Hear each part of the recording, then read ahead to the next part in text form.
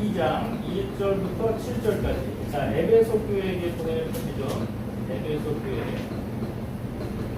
아까 그래도 이사장님이 그 에베소에 대한 얘기를 해주셔서 제가 많이 풀었어요. 풀으려고 했던 내용들이 많았는데 반은 이제 풀었어요. 그러니까 에베소 교회 사도에게 편지한다는군요. 사도에게 편지.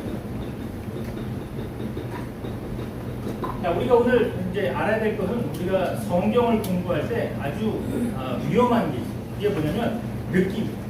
성경을 보고 난 이렇게 느꼈어 라고 하는데 그건 자기만 느껴야지 남한테 발설하면 범죄가 되는 거예요. 아주 힘든 거예요. 왜냐면 성경은 그렇게 하라고 하나님이 주신 게 아니에요. 그죠?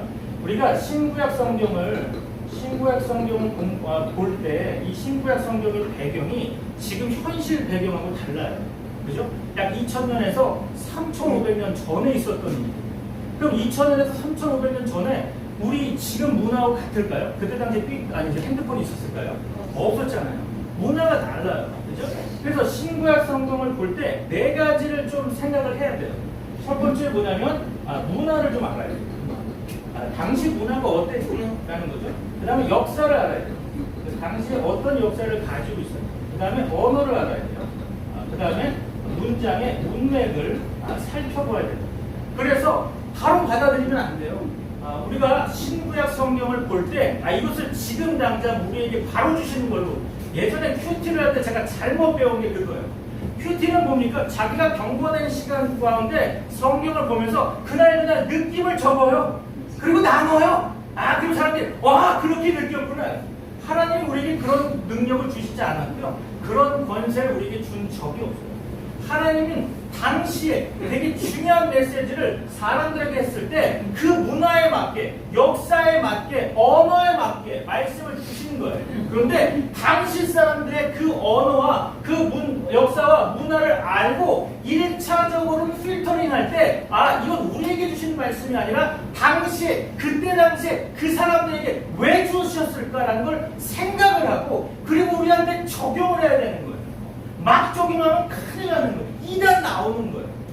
자기가 느꼈대는데 그러면서 막 얘기하잖아요. 자기만 느껴야 되는데 옆에 있는 사람들 얘기하는 동시에 거짓말하는 거예요. 하나님은 그 생각을 해본 적이 없어요. 제가 하나 이제 간단하게 졸려오시니까 간단한 얘기 한번 해볼까요? 자, 그 베드로의 아버지가 누구겠어요? 시몬 베드로의 아버지가 누굽니까? 모르죠. 우리는 관심이 없어요. 일단 남의 아버지 관심이 별로 없어요. 그런데 마태복음과 그 다음에 요한복음 다르게 얘기합니다. 그러니까 베드로의 아버지가 원래 바요나 시모나, 요나의 아들 시모나. 그러니까 요나의 아들이에요. 그런데 요한복음을 보면 요한의 아들 시모나 그러는 거예요.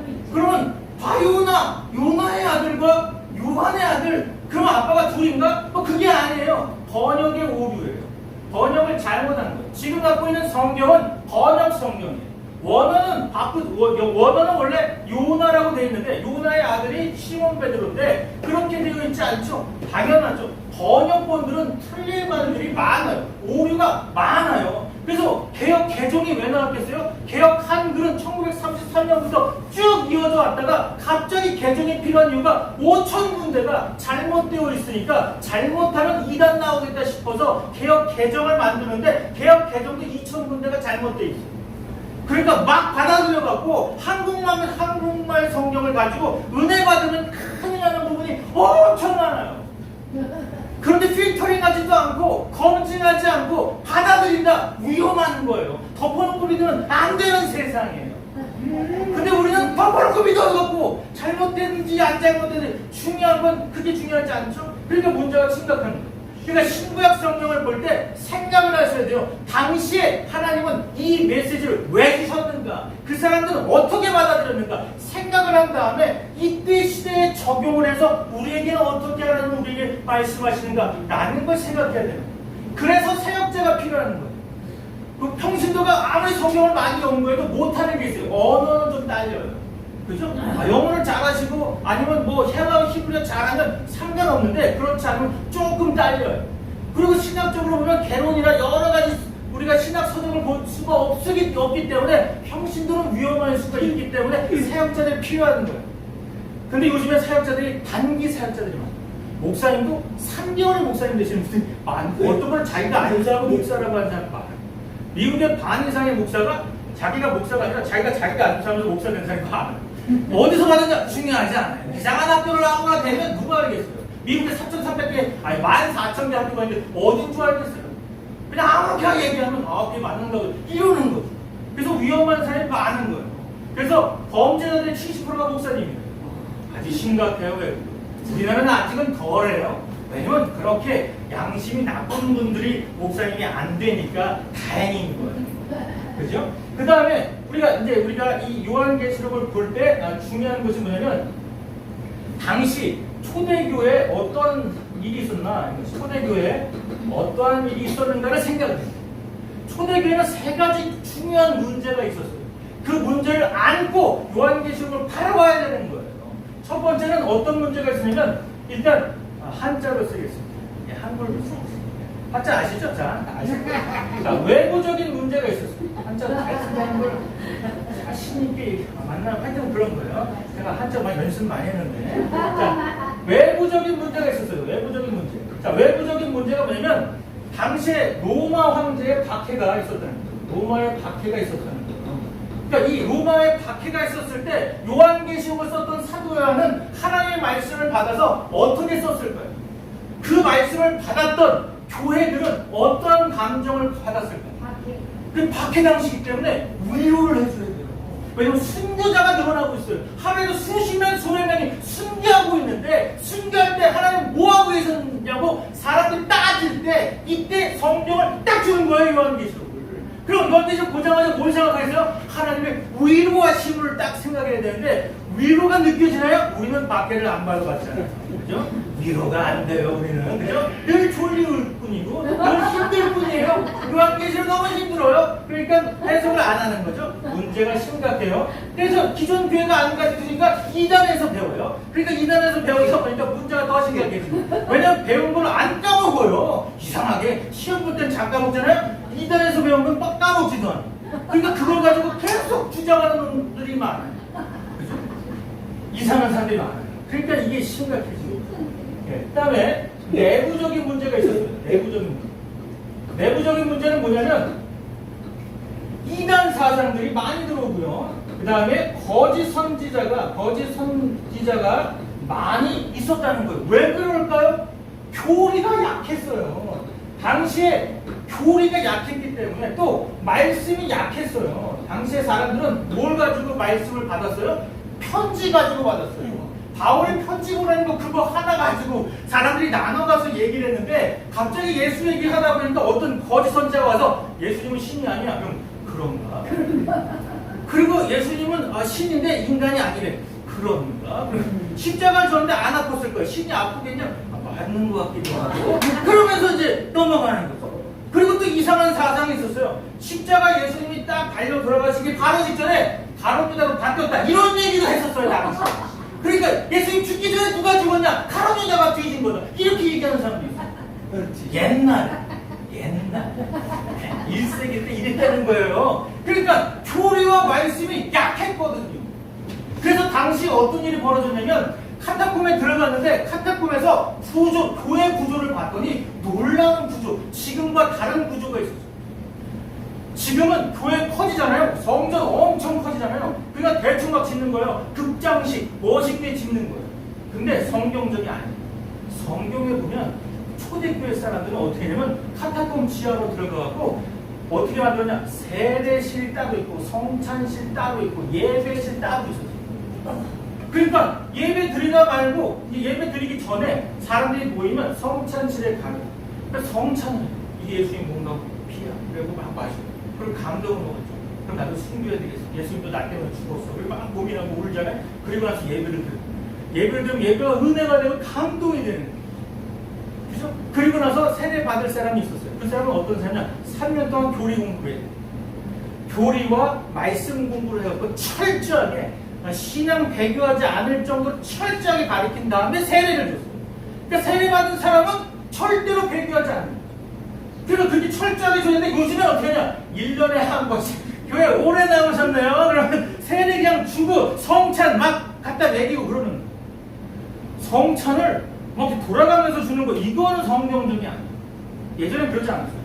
빵이나 음료를 딱 갖다 놓고 사람들이 다 모여서 거기서 예수님에 대해서 서로 이야기 듣고 간증하고 그래서 빵과 그 포도주를 딱 먹으면서 거기서 울면서 기도하고 이랬는데 요즘에는 나눠줘요, 나눠줘. 이 나눠주는 건 옛날 천주교에서 나눠주듯이 나눠주는 거예요. 천주교의 신. 그러니까 교회 안에 천주교가 살짝 들어와도 모르는 거예요. 심각한 거죠.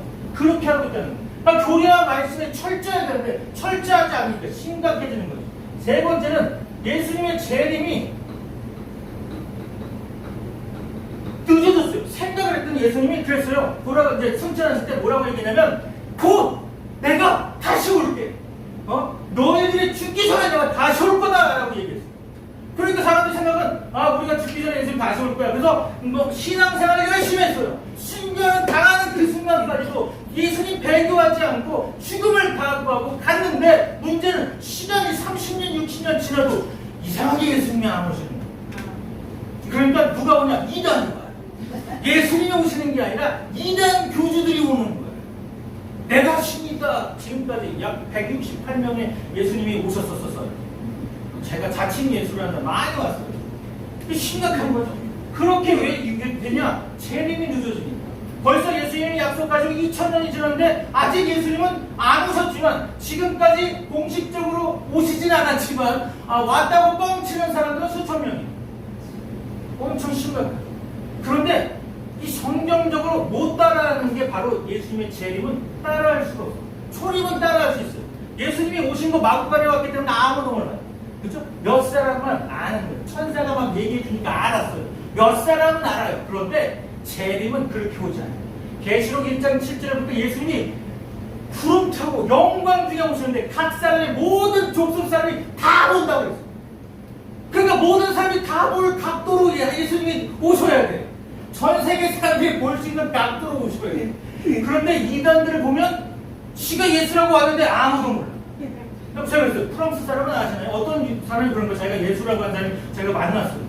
대단한 영광이었어요. 그래서 물어봤어요. 혹시 프랑스 사람이나 아프리카 사람은 아시나요? 이렇게 물어봤어요. 그 사람이 왜 알아야 되는데? 요한계시록 1장 7절에 보니까 모든 족속이 다 안다 그랬는데 내가 당신을 지금 처음 본 거 보니까 다른 사람은 못 본 것 같아요. 나중에 시간 나면 아프리카 좀 가고 여러 가지 간다는 거예요. 그건 성경이 아는 거예요. 동시에 다 봐야 된다. 못 봤잖아요? 그건 잘못된 거예요. 그건 가짜다.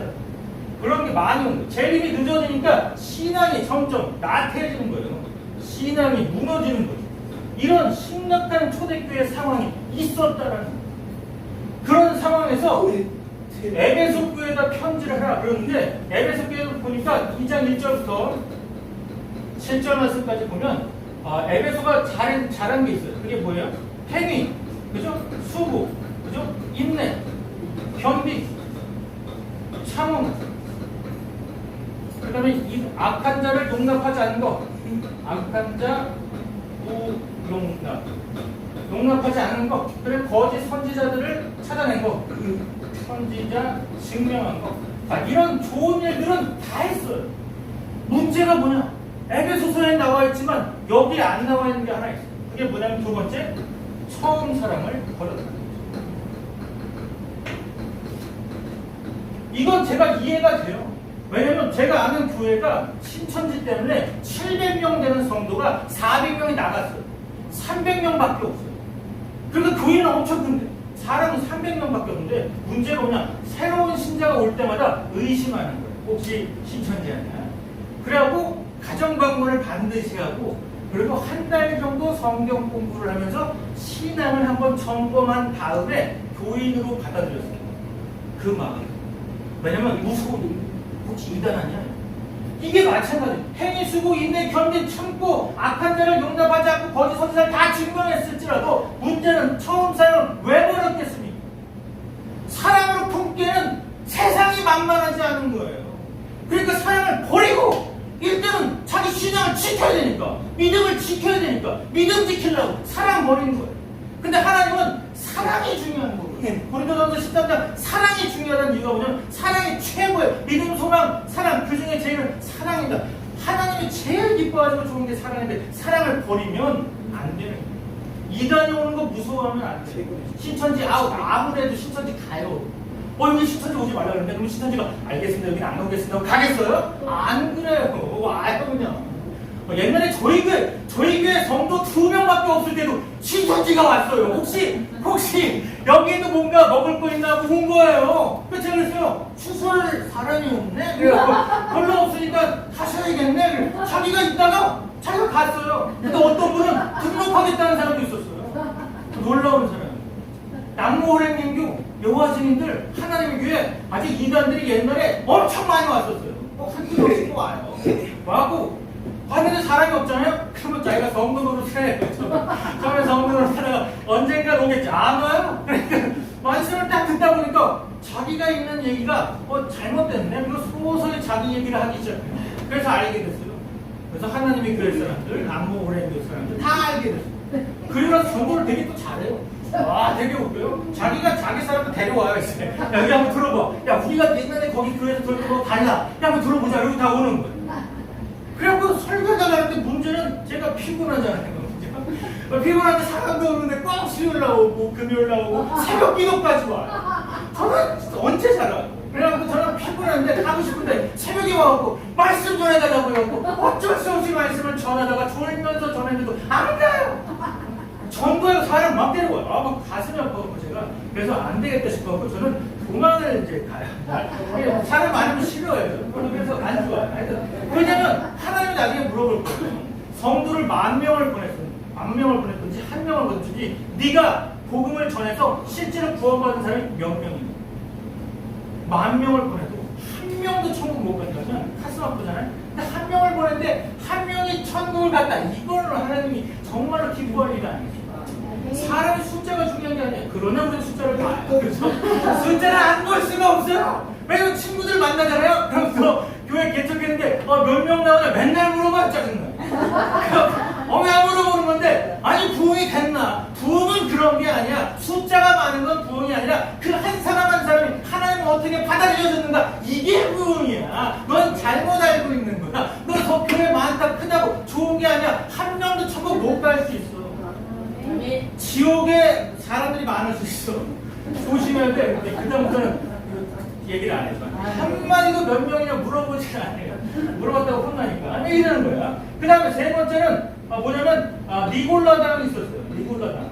이걸 미워했어요. 니골라당을 미워했다는 건 뭐냐면 받아들이지 않았다는 거죠. 니골라당이라는 사람이 살짝 와서 자꾸만 세상적인 얘기를 해주는 거예요. 그리고 유대인적인 얘기를 해주는 거예요. 지금도 많은 사람이 그래요. 너 그렇게 하고 너 천국 갈 수 있겠냐? 네가 행동이 그따위인데 교회만 다닌다고 예수 믿는다고 천국 갈 수 있을 것 같아? 계속 그러면 불안하다. 옛날 구원과 했던 거 당신 구원 받았습니까? 네 받았습니다.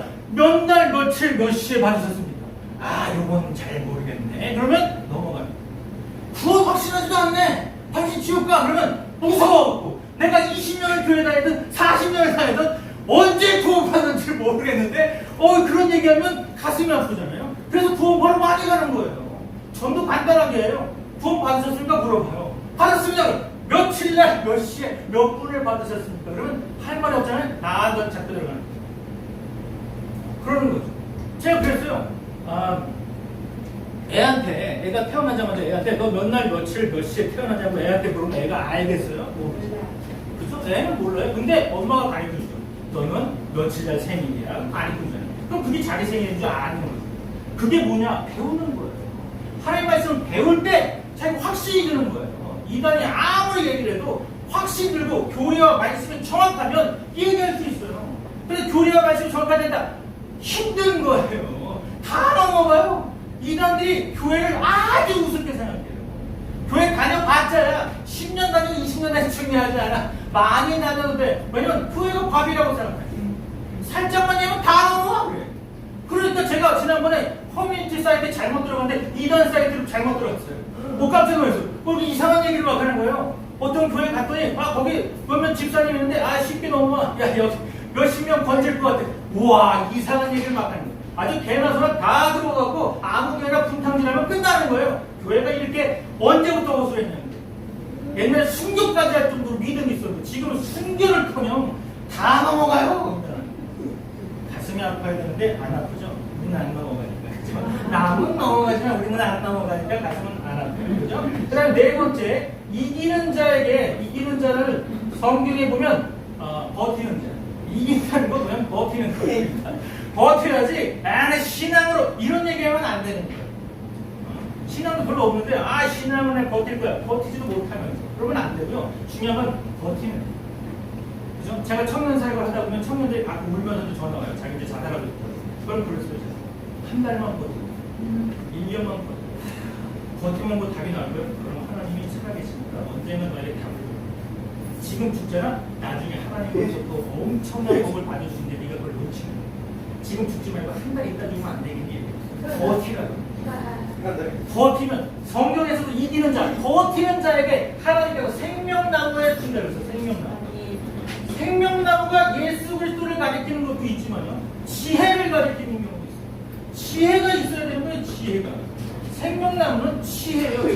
잠언에 보니까 지혜로 나온 거예요. 생명나무. 그럼 지혜가 왜 필요하겠습니까? 예전에 잠깐 요 얘기만 하고 시간이 많이 됐는데 죄송합니다. 약속을 보고 오버가 됐네요. 하여튼 1분만 더 제가 간단한 얘기하고 마치겠습니다. 옛날에 로마에서 복음을 전하다가 어떤 할아버지가 잡혔어요. 근데 그 할아버지를 잡혀서 딱 보니까 그 할아버지가 황제 아들의 과외 선생님. 근데 황제 아들의 과외 선생님을 죽이면 누가 황제 아들을 돌볼 수 있겠습니까? 그 황제 아들이 울면서 아빠 저분은 죽이면 안 돼. 황제가 가슴이 아픈 거야. 어떻게 해야 될까? 그래갖고 얘기했어. 어차피 죽이긴 죽여야 되는데 그 과외 선생님 할아버지를 불러다 놓고 당신이 죽음을 결정해. 사형제도는 많으니까 당신이 결정해. 그랬을 때 하나님이 주신 지혜가 있어. 그래서 이 사람이 이런 얘기를 했어요. 저에게 늙어 죽게 해주십시오. 라고 하는 지혜를 받는 늙어 죽으면 별거 아니에요. 반가 죽지 않아요. 얼마나 오래 살 수 있겠어요. 그죠? 안 늙으면 오래 사는 거 아니겠습니까? 근데 뭐 그렇다는 거 아닙니까? 그런 지혜를 하나님이 주시는 거예요. 인간이 주는 지혜가 아니잖아요. 인간이 아무리 책을 많이 읽어도 그런 지혜는 나타날 수가 없었어요. 그런데 하나님의 지혜는 말씀을 연구하다 보면 하나님께서 주신 지혜를 가지고 우리는 이기는 자, 버티기만 하면 하나님께서 지혜를 주시고 버티기만 하면 하나님의 생명나무의 열매를 주셔서 하나님과 함께 낙원에서 함께 살게 만드신다고 하는 게 에베소 교회예요. 그래서 처음 사랑을 회복. 여러분이 처음 예수님 만났을 때 그 모습을 다시 한번 생각해 보시는 거예요. 예전에 이런 사람도 있었어요. 결혼한 지 한 30년 됐는데 아직도 뜨거운 사랑이다. 이거는 제가 볼 때 정신병자 같아요. 한 3년만 돼도 원수가 돼야 되는데 30년이 지나도 꼭 손 붙잡고 다니시는 분 보면 와, 결혼을 내가 빨리 해야겠다라는 생각을 옛날에 했었어요. 그죠? 그런데 그런 분들이 많지 않으니까 가슴이 아픈 거지만 하여튼 그런 거예요. 그런데 예수님은 그렇지 않아요. 예수님은 우리의 신랑 되시잖아요. 날마다 우리는 예수님을 품고 살아야 되는 거예요. 그리고 처음 사랑을 날마다 회복해야 돼요. 어떻게 회복할까요? 말씀으로요. 기도도 회복해요. 찬양으로 회복해요. 그러니까 하나님이 주신 이 엄청난 말씀과 찬양과 기도가 아주 중요합니다. 그런데 교회가 점점 기도 소리가 줄어들고 점점 예배드리는 그 시간이 줄어들고 교회에서 오래 있으면 사람들이 힘들어해요. 왜 힘든지 모르겠어요. 저는 하루 종일 교회에서 편한데 요즘에 사람들은 그게 아니에요. 교회 땡 끝나기 전에 축구하기 전에 나가버리는 사람도 있어요. 더 놀라운 건 그거예요. 오늘 11시에 예배 드리기 힘든데 우리 여행 가야 되는데 그럼 새벽 예배 잠깐 드렸다 가요. 예수님, 하나님, 잠깐 더 도장 찍고 가니까 복 주세요. 그럼 복 주겠어요? 복 주머니를 맞을 수 있어요. 힘든 거예요. 하여튼 그러한 세상이에요. 여러분이 이 세상 가운데 가장 중요한 하나님의 백성, 예배조로서 하나님 앞에 드려질 하나님의 산재물이 되는 여러분 되기를 소망합니다. 기도하겠습니다. 하나님 감사합니다. 아버지께서 귀한 말씀을 주셔서 그 말씀대로 되어지는 역사에 일어날 수 있도록 도와주셔서 에베소 교회를 통해서 우리의 삶을 다시 한번 점검하고 돌아봅니다. 아버지 하나님께서 저희들과 함께 하셔서 처음 사랑, 잃어버린 처음 사랑을 다시 한번 회복